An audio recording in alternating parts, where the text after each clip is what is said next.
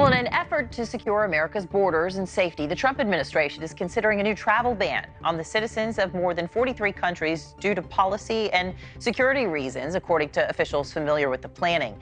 The ban would divide those 43 nations into red, orange, and yellow tiers. Citizens of nations in the red category, like Iran and North Korea, flatly barred from entering the United States, while citizens of countries in the orange and yellow categories would face stricter scrutiny and controls.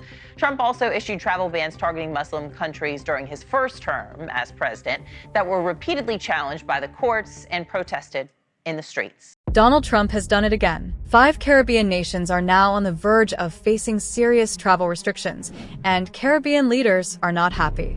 St. Lucia, Antigua and Barbuda, Dominica, St. Kitts and Nevis, and Cuba could soon find themselves blocked from entering the United States.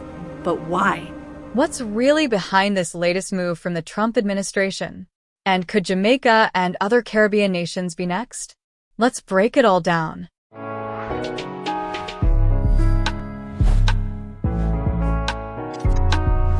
Broken by the Jamaicans, 42.59. The bombshell announcement. In a shocking report from the New York Times, 5 Caribbean nations have been placed on a so-called yellow list of countries that have 60 days to comply with U.S. demands, or else. But that's not even the worst part. Cuba is already on the red list, meaning its citizens could be completely banned from entering the U.S. This marks a major escalation in U.S. foreign policy under Trump's return to power. On day one of my new administration, I will seal the border and I will shut down the invasion coming into our country. And that's what it is, just like a military invasion. 3 years ago, we had the most secure border in United States history. Did you know that? But hold on. What exactly makes these 5 Caribbean nations a threat? The U.S. government hasn't given a clear reason, but speculation is running wild. Is this about national security? Or is this Trump targeting countries with citizenship by investment programs that sell passports to wealthy foreigners?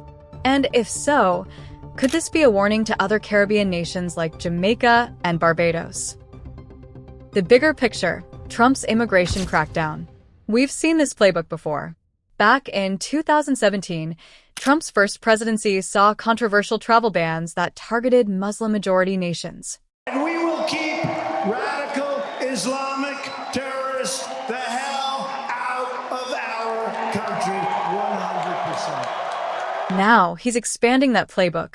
This time, the Caribbean is in his crosshairs. With his administration arguing that these bans protect U.S. citizens from terrorism, illegal immigration, and dangerous ideology, it's clear that Trump is doubling down on his hardline immigration stance.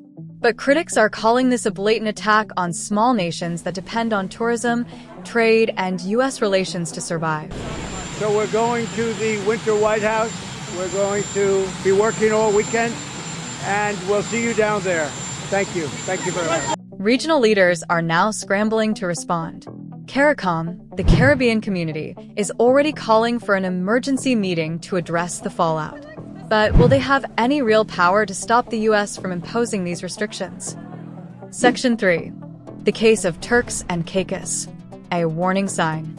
The State Department issuing a travel advisory for Turks and Caicos. It's warning travelers to exercise caution when traveling to the islands due to increased crime, just as spring break is right about to start.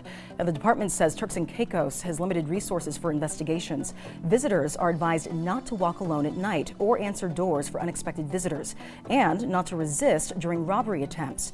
It also says visitors should enroll in the Smart Traveler program to get alerts and notifications. This isn't just about banning Caribbean travelers from the U.S. It's also about the U.S. warning its own citizens to be careful in the region. The recent travel advisory update for Turks and Caicos shows how quickly the U.S. can shift its stance on a country. From crime concerns to strict gun laws, Americans are now being told to exercise increased caution when traveling to this Caribbean paradise. Could this be a sign that more Caribbean nations will be slapped with similar warnings? The big question now is, who's next? If these 5 nations fail to meet U.S. demands, could Jamaica, the Bahamas, or even Trinidad and Tobago be placed on the list? The implications for Caribbean tourism, trade, and even family reunifications are massive. Section 4. what this means for Caribbean Americans. Joining me now is former Obama campaign foreign policy advisor and former State Department official David Tafuri. David, thanks for being with us. Thanks for having me. So administration officials say that policy and security concerns are behind this new ban. But do you think there are specific reasons behind the restrictions? How do you feel about it? First of all, let me say there's nothing wrong with the Trump administration changing our visa policies to make America safer. Second of all, while there's been a lot of reporting, and you just summarized it very well, about what this visa ban is going to look like, the actual policy has not come out. So we don't know the details, and we don't know whether there are exceptions and there's some discretion for exceptions that could fix some of the things that people are criticizing them for. I would also note that the red category, so the countries that have a complete ban, is not just Muslim countries. So the first Trump administration, when it did a ban, originally it was all Muslim countries, and so it was seen as a Muslim ban and seemed to be unfairly targeting Muslims. This new one, there are other countries in the red category. You mentioned one, North Korea, also Cuba, that are not Muslim majority countries. So this is not going to be looked at just as a Muslim ban. For Caribbean nationals living in the U.S., this news hits hard. Thousands of families could be separated. Business deals could fall apart. And for those hoping to migrate, this could mean years of uncertainty. The Caribbean diaspora plays a huge role in the U.S. economy, especially in cities like New York, Miami, and Atlanta. Yet, with these new travel bans looming, many are wondering, does Trump even care about the Caribbean community? The road ahead, how will CARICOM respond?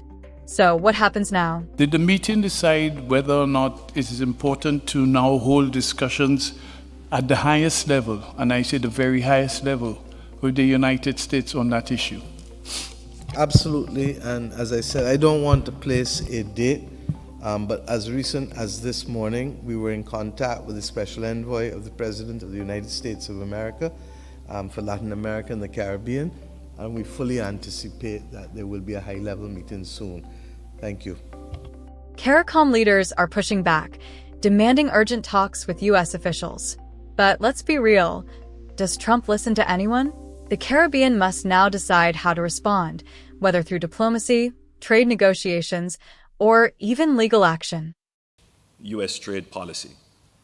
Many businesses have reached out. The private sector is indeed concerned. One thing's for sure, this is not just about travel restrictions.